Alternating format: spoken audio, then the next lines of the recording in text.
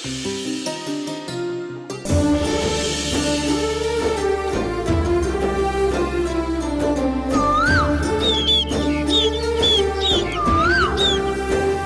చక్రధర్ని deal చేసిన నేనే kidnap చేయించానని arrest చేయించావు అంతే కదా? పిచ్చి పిచ్చిగా మాట్లాడుకో. అడిగిన దానికి మాత్రమే సమాధానం చెప్పు. ఆ చక్రధర్ నీకెలా తెలుసు? అదే అడుగుతున్నాను. నేను నిన్ను అరెస్ట్ చేయించాలనుకుంటే నువ్వు వాడితో డీల్ మాట్లాడుకున్నావు అంతే కదా? ఒకవేళ నిజంగా మీ నాన్న చక్రధర్ దగ్గర ఉన్నాడని నాకు ముందే తెలుసుంటే వాణ్ణి నిలువునా నరికి పాతరేసి మీ నాన్నని తీసుకొచ్చుండేదాన్ని.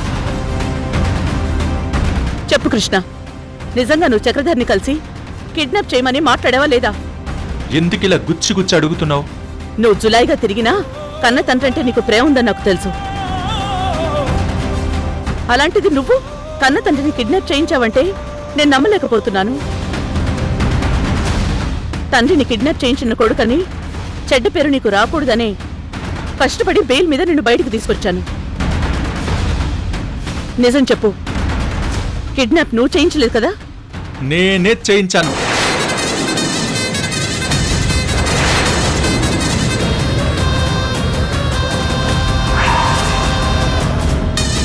$2 కోట్లిచ్చి నాన్నని కిడ్నాప్ చేయించాను.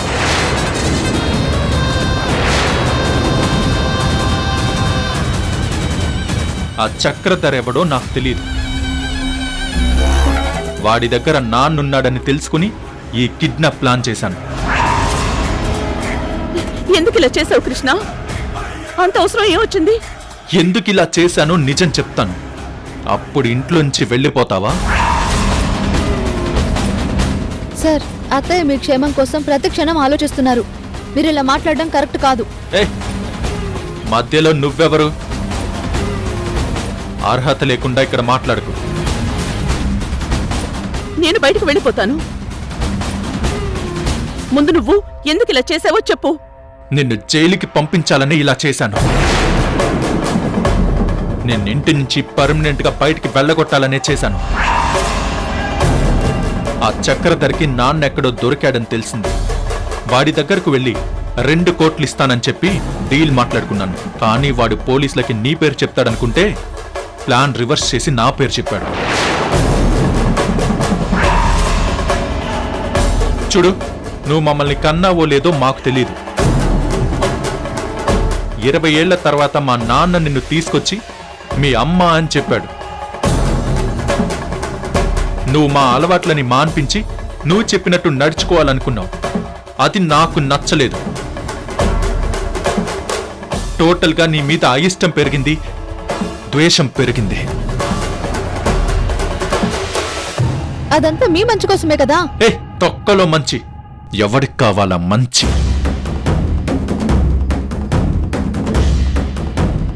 మా నాన్నకు కూడా ఈవిడ చెప్పిందే వేదం. ఆ మెంటల్కేమీ తెలియదు కదా. పిచ్చోడయి ఈవిడ మాట వింటున్నాడు.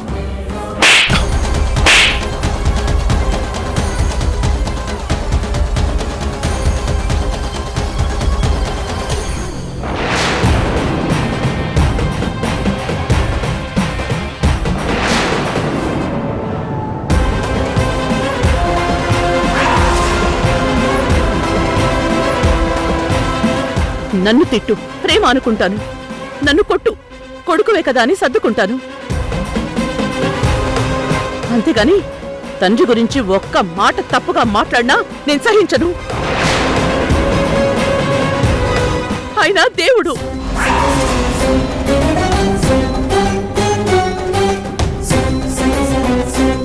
నిన్ను తండ్రికి తగ్గ కొడుకుగా మార్చి మీ ఇంటిని నందనవనంగా మార్చి అప్పుడు గాని నేను బయటికి వెళ్ళను. ఇది ఫిక్స్. అది గుర్తుపెట్టుకో.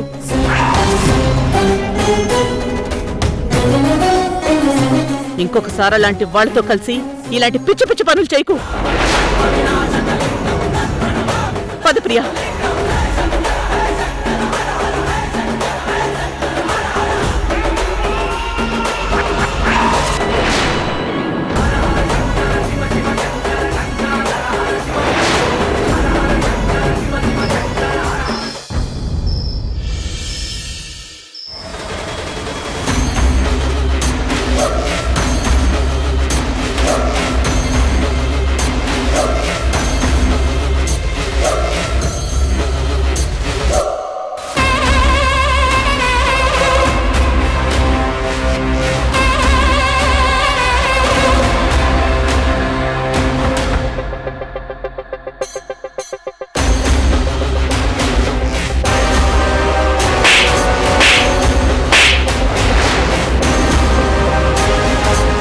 నాకు అవమానం జరిగింది, ఘోర అవమానం జరిగింది వర్ష.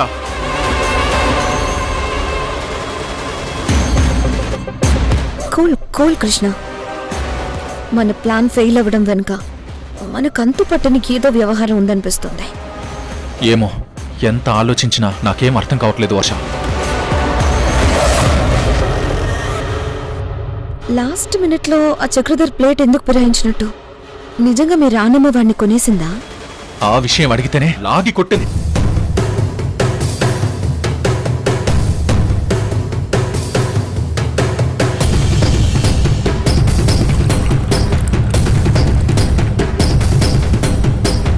అయినా నన్ను జైలుకి పంపిస్తే తనకే వస్తుందంటావు?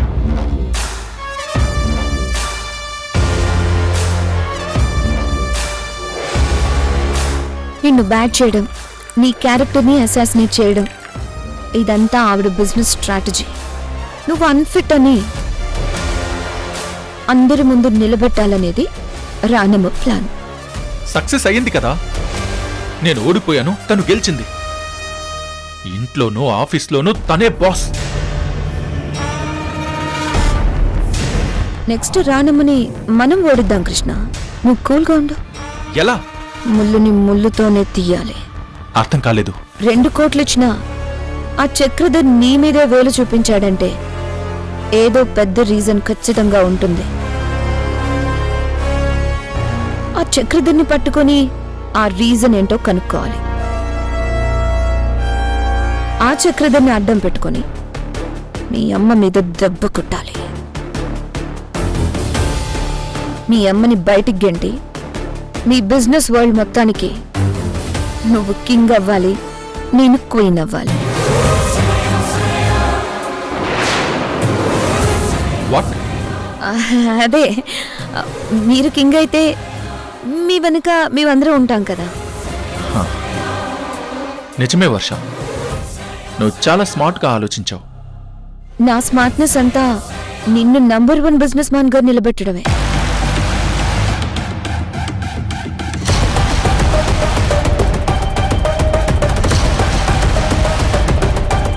థ్యాంక్ యూ వర్ష.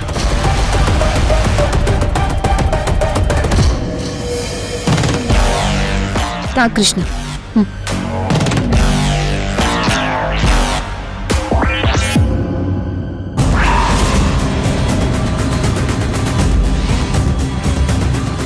పిచ్చోడా, నా స్మార్ట్నెస్తో ఇంకేం చేయబోతున్నానో నీకే అంత చిక్కదు. చూస్తూ ఉండు.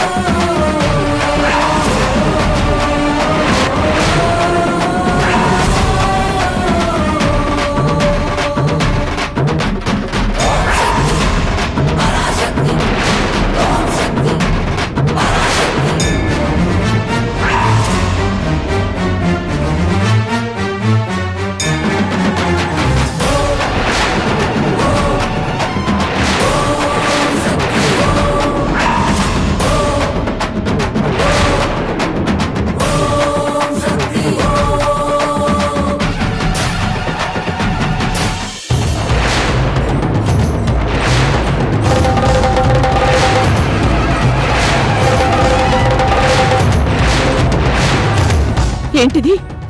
ఎవరో ఒక అమ్మాయి కృష్ణ చేతిని కత్తితో కోసినట్టు ఇలా కనిపిస్తోందేంటి? ఆ రోజు యాక్సిడెంట్ కూడా నిజమైంది. ఈ రోజు కృష్ణను చంపుతున్నట్టు దృశ్యాలు వస్తున్నాయి. అసలు అసలు ఆ దృశ్యంలో వచ్చిన అమ్మాయి ఎవరు? అసలు కృష్ణను ఎందుకు చంపుతుంది? అసలు కృష్ణను ఎందుకు కిడ్నాప్ చేశారు? అయ్యో, నాకేం అర్థం కావట్లేదే.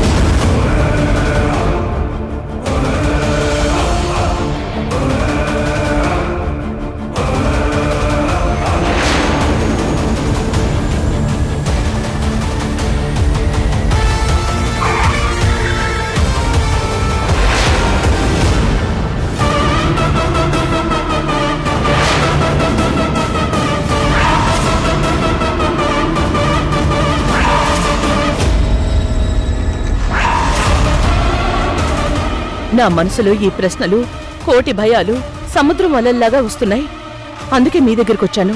జరగబోయే సంఘటనలు ముందే ఫ్లాష్ లాగా కనిపించడం అంటే కల కాదు. ఆ సంఘటనలు వెంటనే జరుగుతున్నాయి అంటే అది ఇల్యూజన్ కాదు. ఇది చాలా లోతుగా అర్థం చేసుకోవాల్సిన సీరియస్ విషయం. ముందు కొన్ని టెస్టులు, ఎక్స్రే, స్కానింగ్ చేయాలి. అవి మీకు చేయిస్తాను. అలాగే డాక్టర్.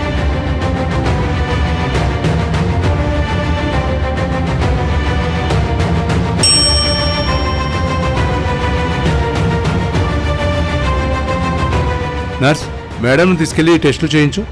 అలాగే డాక్టర్. రండి మేడం. వెళ్ళండి మేడం.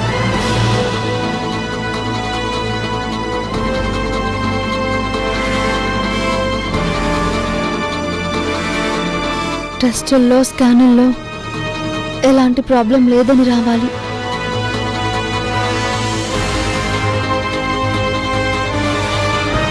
మీకు సంబంధించిన వ్యక్తుల సంఘటనలే మీకు స్ట్రైక్ అవుతున్నాయి. మీకు సంబంధం లేని సంఘటనలు రావడం లేదు. నా డౌట్ కూడా అదే డాక్టర్. జరగబోయే ప్రమాదాల గురించి నేను వాళ్ళని కాపాడుకోమని ముందుగానే సిగ్నల్స్ వస్తున్నాయా? మరలాంటప్పుడు నాకింకా వేరే ప్రాబ్లమ్స్ చాలా ఉన్నాయండి. మరి వాటన్నిటి గురించి ఒక సొల్యూషన్ సిగ్నల్ లాగా ఎందుకు రావడం లేదు డాక్టర్? నాకెందుకో చాలా భయంగా ఉందండి. ఆ సంఘటనలు నాకు తెలియకపోతే నేనెంత నష్టపోతానో అనే భయంతో క్షణక్షణం తల్లడిల్లిపోతున్నాను.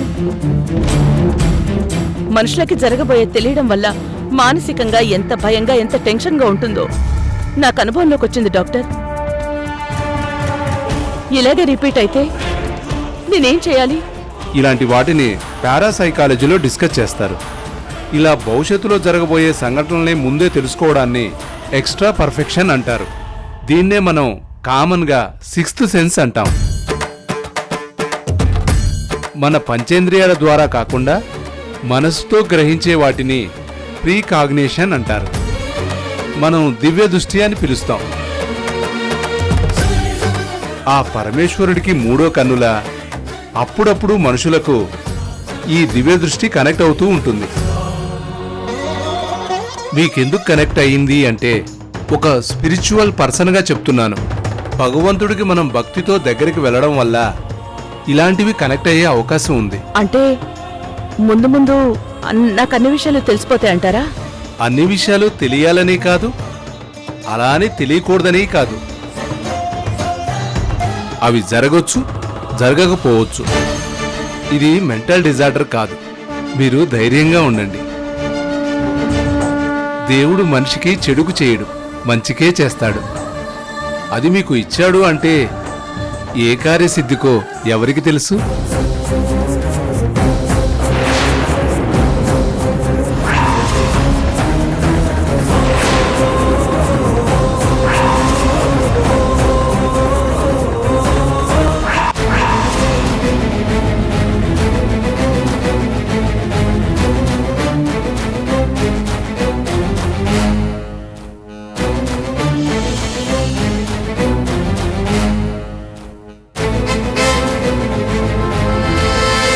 ఈ ప్రెగ్నెన్సీ వల్ల నా లైఫ్ స్పాయిల్ అవుతుంది. అర్థం చేసుకోండి డాక్టర్. అబార్షన్ కి వెళ్తే నీ లైఫే డేంజర్ అవుతుంది. నేను చనిపోయినా పర్వాలేదు డాక్టర్. అబార్షన్ చెయ్యండి డాక్టర్.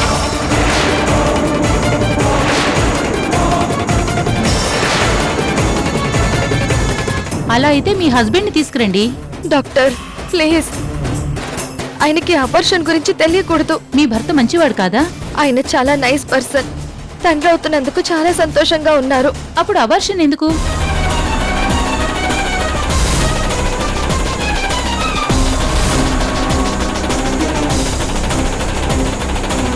నాకు జెన్యూన్ రీజన్ కావాలి. చెప్పు. ఎందుకంటే ఎందుకో చెప్పు. నా కడుపులో పెరుగుతున్న బిడ్డకు తండ్రి నా హస్బెండ్ కాదు.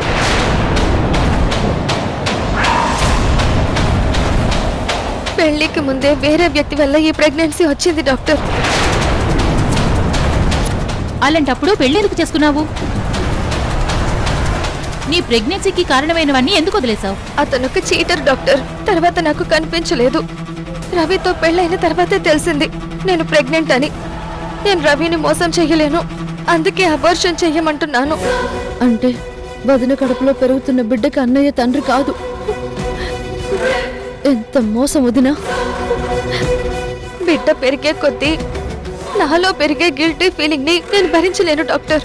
నీ పరిస్థితి పట్ల నాకు సానుభూతి ఉంది, కానీ ఈ అబార్షన్ వల్ల నీ ప్రాణాలకు ప్రమాదం ఉంది. మరి నా సమస్యకు పరిష్కారం ఏంటి డాక్టర్? బిడ్డకు జన్మనివ్వడం తప్ప వేరే దారి లేదు.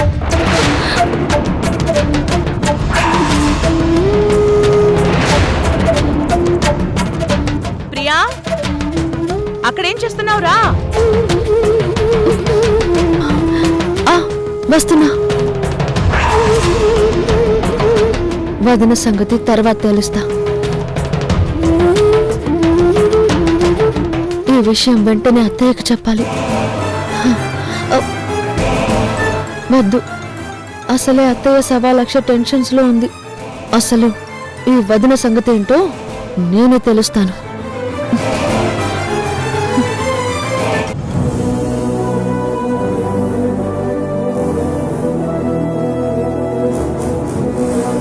కృష్ణ, కృష్ణ ఆగు. ఆగమంటున్నాను కదా. నీతో నేను పర్సనల్ గా మాట్లాడాలి. ఏంటి మళ్ళీ ఏదో ఒక ఎలిగేషన్ చేసి నన్ను బ్లేమ్ చేద్దామని నీ ప్లానా? కృష్ణ, నువ్వు నా కొడుకువి, నేను నిన్ను బ్లేమ్ చేయడం ఏంటి? నువ్వు మా అమ్మవని మా నాన్న చెప్పాడు, కానీ నేను నిన్న అమ్మ అని ఎప్పుడు పిలవలేదు. నువ్వు పిలవకపోయినా నేనమ్మని కాకుండా పోను కదా. ముందు విషయం ఏంటో చెప్పు. నీకేదో ప్రమాదం జరుగుతుందని నా మనసు చెప్తోంది. నువ్వు కాస్త జాగ్రత్తగా ఉండాలి కృష్ణ. ఏంటి బిజినెస్ మానేసి సోది చెప్తామని జాతకాలు భవిష్యత్తులు చెప్పడం మొదలు పెట్టావా? నీకు ప్రమాదం జరుగుతుందని నాకు పీడకలొచ్చింది. నీకది పేడకలు ఎందుకు అవుతుంది? ఈ కృష్ణ గారి డెత్ నీకు గుడ్ న్యూసే కదా. కృష్ణ, అలా మాట్లాడుకు. నీకెవరైనా శత్రువులున్నారా? నువ్వే కదా నాకు పెద్ద శత్రువువి.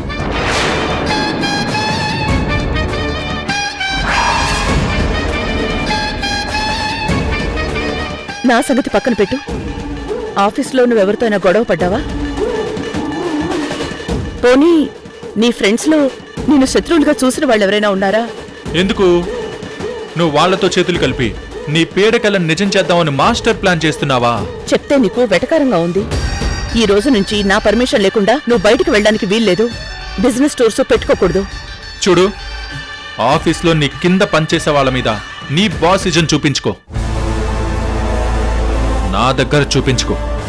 ఈ ఇంట్లో అస్సలు చూపించుకో, చిరాకేస్తుంది.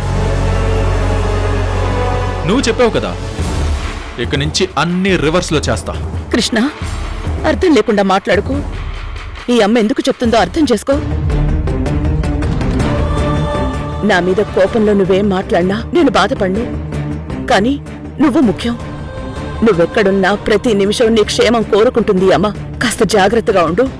నా ప్రాణాలు పోతున్నా సరే నన్ను కాపాడమ్మా అని నిన్ను మాత్రం పిలవను.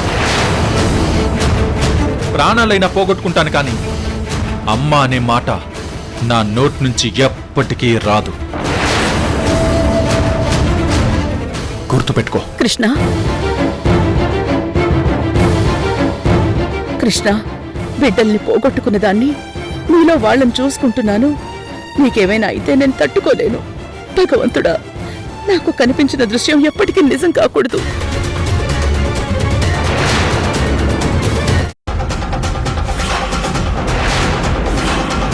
ఏంటి నువ్వు చేస్తుంది? వదులు. కృష్ణ, ఒక్కసారి నా మాట విను.